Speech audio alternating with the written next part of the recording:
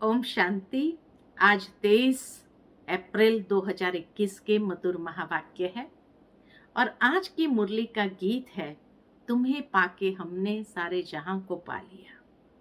और उसी पर बाबा के मधुर महावाक्य है कि बाबा कहे, बेहद का बाप आए हैं इतना सारा वखर लेकर, वखर यानी सामान लेकर, और बहुत बड़ी हट्टी है बाबा की, बहुत बड़ी दुकान है जहां पर ये सामान मिलता है और कहीं पर भी ये सामान नहीं मिलता है। क्या सामान लेकर के आए हैं बाबा हम बच्चों के लिए? तो बाबा ज्ञान का सागर है, सुख का सागर है, पवित्रता का सागर है, प्रेम का सागर है, आनंद का सागर है। तो ये सारा सामान हम बच्चों के लिए लेकर आए हैं।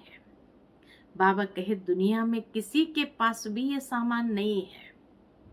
सबसे बड़ी बात तो मनुष्य को कभी कभी पता ही नहीं चलता कि उनको जीवन में क्या चाहिए, लेकिन एक बाप के पास ही ये सारा सामान है, क्योंकि बाप इन सब का सागर है।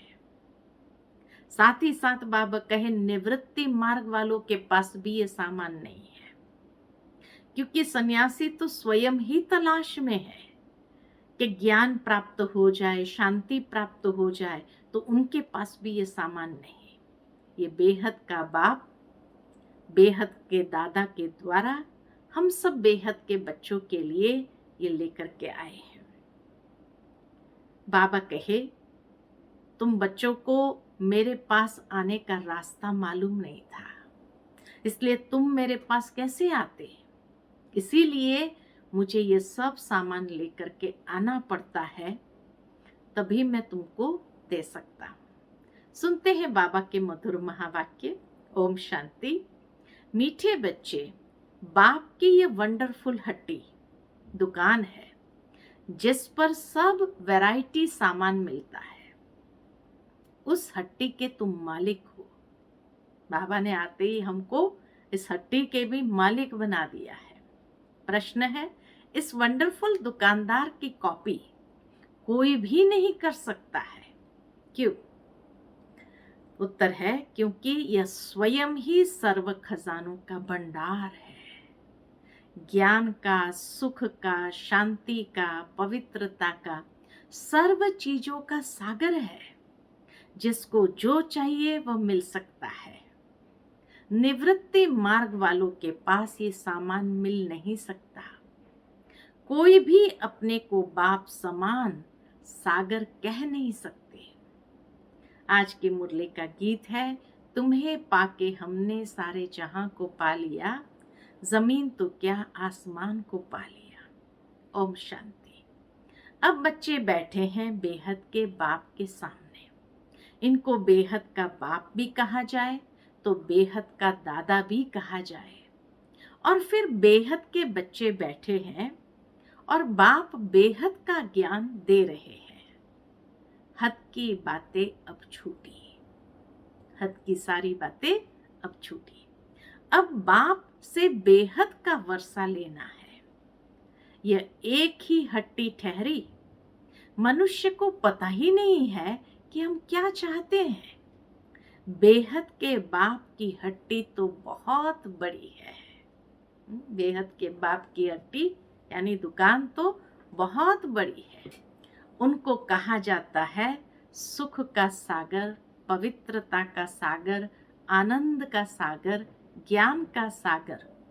कोई दुकानदार होता है तो उनके पास बहुत वैरायटी होती है। दुनिया में भी कोई दुकानदार ऐसा होता है, मॉल का मालिक हो, तो उनके पास बहुत वैरायटी होती है। तो यह है बेहद का बाप। इनके पास भी वैरायटी सामान है। क्या क्या है? बाबा ज्ञान का सागर, सुख का, शांति का सागर है। उनके पास ये वंडरफुल अलौकिक सामान है, स्थूल सामान नहीं है। बाबा कहे उनके पास ये वंडरफुल अलौकिक सामान है। फिर गाया भी जाता है, सुख करता। यह एक ही दुकान ठहरी और तो कोई का ऐसा दुकान है नहीं। बाबा के जैसा दुकान और किसी के पास है नहीं। ब्रह्मा विष्णु शंकर के पास क्या सामान है? पूछते बाबा। ब्रह्मा विष्णु शंकर के पास क्या सामान है? कुछ भी नहीं। सबसे ऊंचा सामान है बाप के पास, इसलिए उनकी महिमा गाई जाती है। क्या गाते हैं? त्वमेव माताश्च पिता त्वमेव, त्वमेव बंधुश्च सखा त्वमेव, त्वमेव विद्या द्रविणम त्वमेव, त्वमेव सर्वम मम देव देव। ऐसी महिमा कभी किसकी गाई नहीं जाती। मनुष्य शांति के लिए भटकते रहते हैं। कोई को दवाई चाहिए, कोई को कुछ चाहिए, वह सब हद की दुकान है। सारी दुनिया में सबके पास हद की चीजें हैं। ये एक ही बाप है जिसके पास बेहद की चीजें हैं, इसलिए उसकी महिमा भी गाई जाती है। क्या महिमा गाते हैं? पतित पावन है, लिबरेटर है, ज्ञान का सागर, आनंद का सागर है। यह सब वैरायटी वखर यानी सामान है। लिस्ट लिखेंगे तो बहुत हो जाएगी, इतना सामान है बाबा के पास। जिस बाप के पास ये चीजें है तो बच्चों का भी हक है उन पर। उन चीजों पर बच्चों का भी हक है। तो इसीलिए बाबा के जिस बाप के पास ये चीजें है तो बच्चों का भी हक है उन पर। परंतु यह किसकी बुद्धि में नहीं आता कि जब ऐसे बाप के हम बच्चे हैं तो बाप की चीजों के हम मालिक होने चाहिए। बाप आते भी है भारत में। बाप के पास जो सब चीजें हैं वे जरूर ले आएंगे। उनके पास लेने लिए तो जा नहीं सकते। किसी ने परमधाम का रास्ता देखा ही नहीं, तो उनके पास लेने के लिए तो जा नहीं सकते। बाप कहते मुझे आना पड़ता है। कल्प कल्प कल्प के संगम पर मैं आकर तुमको सब चीजें दे जाता हूँ। हम जो तुमको वखर देता हूँ, बाबा कहे हम जो तुमको वखर देता हूँ वह फिर कभी नहीं मिल सकता। आधा कल्प के लिए तुम्हारे भंडारे भर जाते हैं। ऐसी कोई अप्राप्त वस्तु नहीं रहती जिसके लिए पुकारना पड़े। ड्रामा प्लान अनुसार तुम सब वर्षा लेकर फिर धीरे धीरे सीढ़ी उतरते हो। सारा सामान भर लिया, फिर धीरे धीरे सीढ़ी नीचे उतरते हो। पुनर्जन्म भी जरूर लेना पड़े, 84 जन्म भी लेना है। 84 का चक्र कहते हैं, परंतु अर्थ नहीं समझते। 84 के बदले 84 लाख जन्म कह देते हैं। माया भूल करा देती है। यह अभी तुम समझते हो, फिर तो यह सब भूल जाएंगे। इस समय वखर लेते हैं, सतयुग में राजाई करते हैं, परंतु उन्हों को यह पता नहीं रहता कि यह राजाई हमको किसने दी। लक्ष्मी नारायण का राज्य कब था? स्वर्ग के सुख गाए भी जाते हैं, सब किस्म के सुख देते हैं। बाबा आकर कितने किस्म के सुख भी देते हैं। इससे जास्ती कोई सुख होता नहीं। इतना सुख दे देता है स्वर्ग में, जो इससे जास्ती सुख कोई होता नहीं। फिर वह सुख भी प्राय लोप हो जाता है। आधा कल्प के बाद रावण आकर सब सुख छीन लेते हैं। किसको गुस्सा करते हैं तो कहते हैं तेरी कला काया ही खत्म हो गई है। तुम भी जो सर्वगुण संपन्न 16 कला संपूर्ण थे, वह कलाएं सब खत्म हो गई है। एक बाप के सिवाय और कोई की इतनी महिमा नहीं है। कहते हैं ना, पैसा हो तो लड़का ना घूम कर आओ। कोई स्थान होगा ऐसा तो बाबा कहे, कहावत है कि पैसा हो तो लड़का ना घूम करके आओ। तुम विचार करो कि स्वर्ग में कितना कि चार धन माल था, अभी वह थोड़ी है, सब गुम हो जाता है। धर्म भ्रष्ट कर्म भ्रष्ट बन जाते हैं तो धन माल भी गुम हो जाता है, फिर नीचे गिरने लग पड़ते हैं। बाप समझाते हैं, तुमको इतना धन दिया, तुमको हीरे जैसा बनाया, फिर तुमने धन माल कहाँ गंवा दिया? पूछते हैं बाबा। अब फिर बाप कहते हैं कि अपना वर्षा पुरुषार्थ कर ले लो। तुम जानते हो कि बाबा हमको फिर से स्वर्ग की बादशाही दे रहे हैं और कहते हैं, हे बच्चे, मुझे याद करो तो तुम्हारे ऊपर जो कट है वह निकल जाए। बच्चे कहते, बाबा हम भूल जाते हैं। बच्चे क्या कहते? बाबा हम भूल जाते हैं। यह क्या? बाबा कहते, यह क्या? कन्या जब शादी करती है तो पति को कभी भूलती है क्या? बच्चे कभी बाप को भूलते हैं क्या? बाप तो दाता है। वर्षा बच्चों को लेना है तो जरूर याद करना पड़े। बाप समझाते हैं, मीठे मीठे सिकिलदे बच्चे, याद की यात्रा में रहेंगे तो विकर्म विनाश होंगे और कोई उपाय नहीं है। भक्ति मार्ग में तीर्थ यात्रा, गंगा स्नान आदि जो करते आए हो तो सीढ़ी नीचे उतरते ही आए हो। ऊपर तो चढ़ ही नहीं सकते, कायदा ही नहीं है, ऊपर चढ़ ही नहीं सकते। लॉ नहीं कहता, कायदा ही नहीं कहता कि ऊपर चढ़े। सबकी उतरती कला ही है। यह जो कहते हैं कि फलाना मुक्ति में गया, ये झूठ बोलते हैं। बाबा कहे, जो कहते हैं फलाना मुक्ति में गया, ये झूठ बोलते हैं। वापस कोई जा नहीं सकते। बाबा आया है तुमको 16 कला संपूर्ण बनाने। तुम ही गाते थे कि मुझ निर्गुण हारे में कोई गुण नहीं। अभी तुम जानते हो कि बाप गुणवान बनाते हैं। हम ही गुणवान पूज्य थे। हमने वर्षा लिया था, 5000 वर्ष हुए। बाप भी कहते हैं कि तुमको वर्षा देकर गए थे। शिव जयंती, रक्षाबंधन, दशहरा आदि मनाते भी हैं, फिर भी कुछ समझते नहीं है। सब कुछ भूल जाते हैं कि बाप आकर याद दिलाते हैं। फिर बाप आकर याद दिलाते हैं, तुम ही थे, फिर तुमने राज्य भाग के गंवाया है। बाप समझाते हैं, अब ये सारी दुनिया पुरानी जड़ जड़ीभूत है। दुनिया तो यही है, यही भारत नया था, अब पुराना हुआ है। स्वर्ग में सदा सुख होता है, फिर द्वापर से जब दुख शुरू होता है तब ये वेद शास्त्र आदि बनते हैं। भक्ति करते करते जब तुम भक्ति पूरी करो तब भगवान आए ना। ब्रह्मा का दिन, ब्रह्मा की रात आधा आधा होगा ना।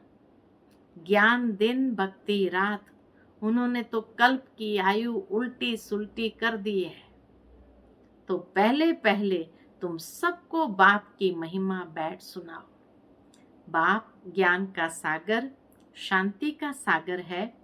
कृष्ण को थोड़ी कहेंगे निराकार पतित पावन सुख का सागर, नहीं, उनकी महिमा ही अलग है। रात दिन का फर्क है। शिव को कहते ही है बाबा, कृष्ण बाबा अक्षर ही नहीं शोभता। कितनी बड़ी भूल है। फिर छोटी छोटी भूलें करते 100% भूल गए हैं।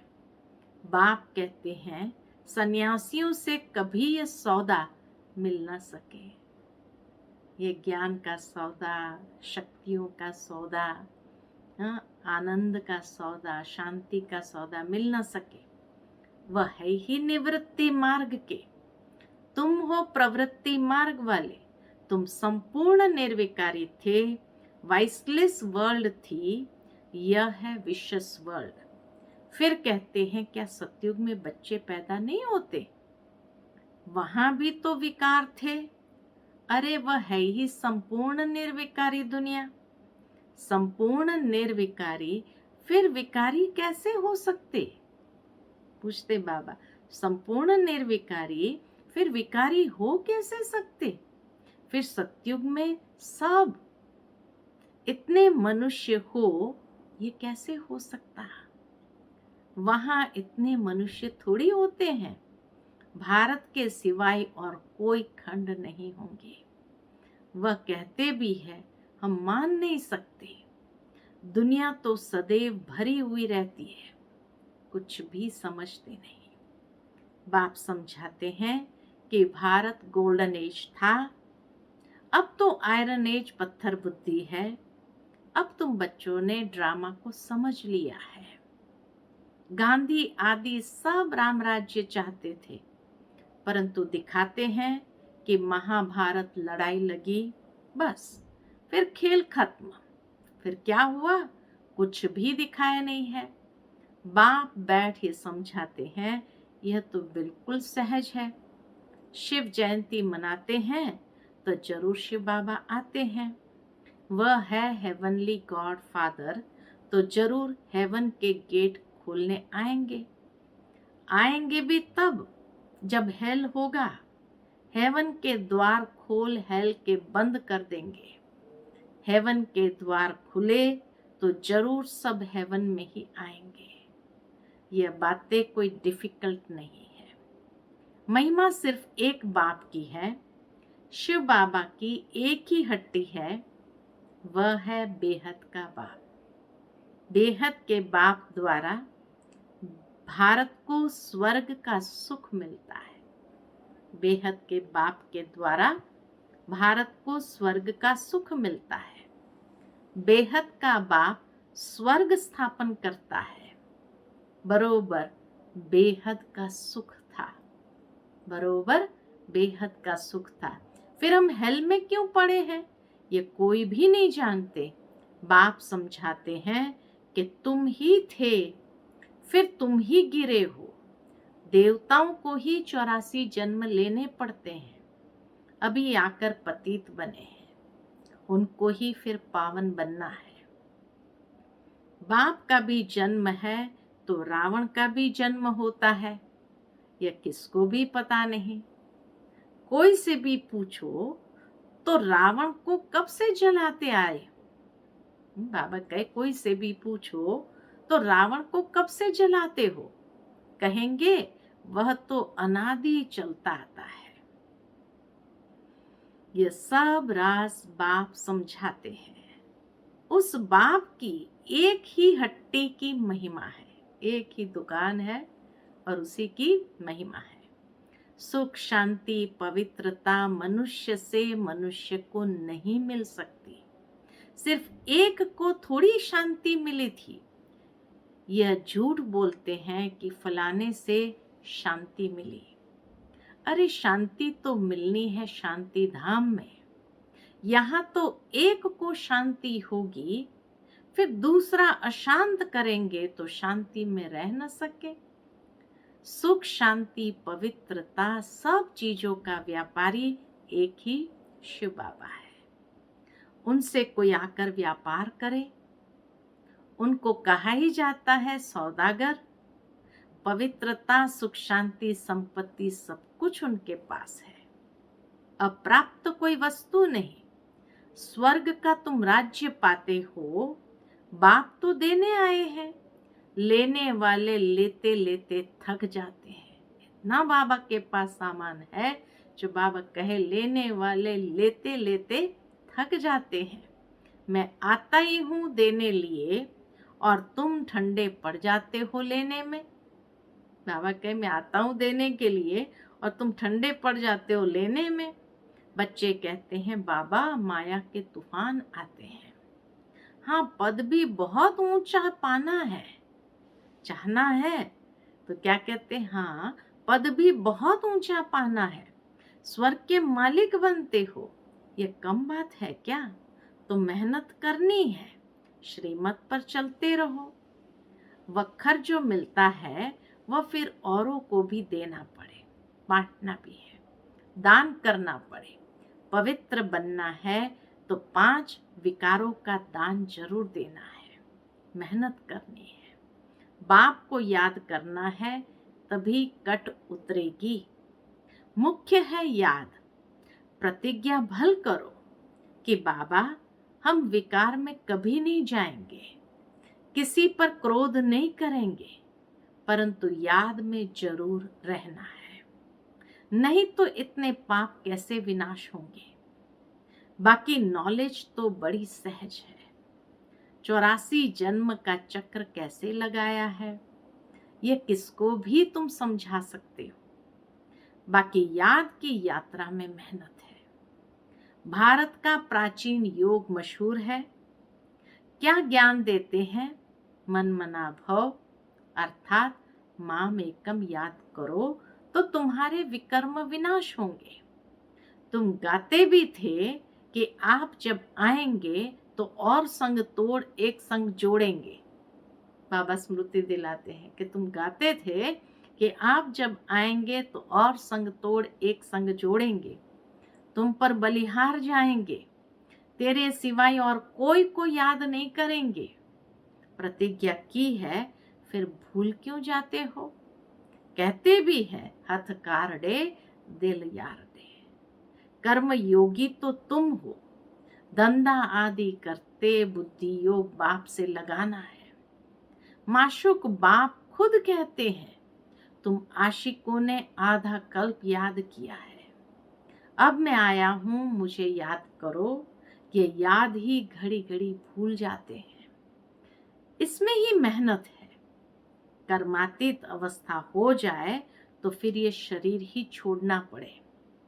जब राजधानी स्थापन हो जाएगी तब तुम कर्मातीत अवस्था को पाएंगे। अभी तो सभी पुरुषार्थी है, अभी तो सभी पुरुषार्थी है। सबसे जास्ती मम्मा बाबा याद करते हैं। सूक्ष्म वतन में भी वे देखने में आते हैं।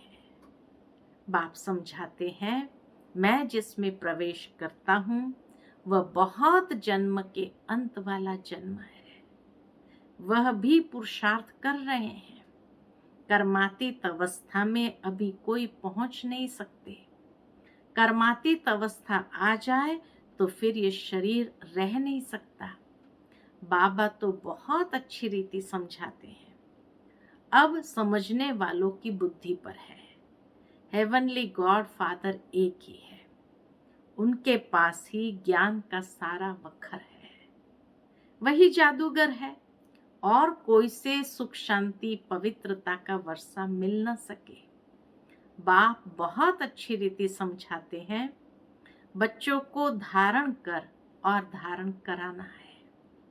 जितना धारणा करते हैं उतना वर्षा लेते हैं, जितना धारणा करते हैं उतना वर्षा लेते हैं। दिन प्रतिदिन बहुत तरावटी माल मिलता है। तरावटी माना ऊपर की जैसे मलाई होती है ना, तो बाबा कहे बहुत तरावटी माल मिलता है। लक्ष्मी नारायण देखो कितने मीठे हैं, उन जैसा मीठा बनना चाहिए। अच्छा, मीठे मीठे सिकिलते बच्चों प्रति माता पिता बाप दादा का याद प्यार और गुड मॉर्निंग। रूहानी बाप की रूहानी बच्चों को नमस्ते। फिर बाबा आगे कहे, और कोई भी सत्संग में ऐसे कहते हैं क्या? यह हमारी बिल्कुल ही नई भाषा है जिसको स्पिरिचुअल नॉलेज कहा जाता है।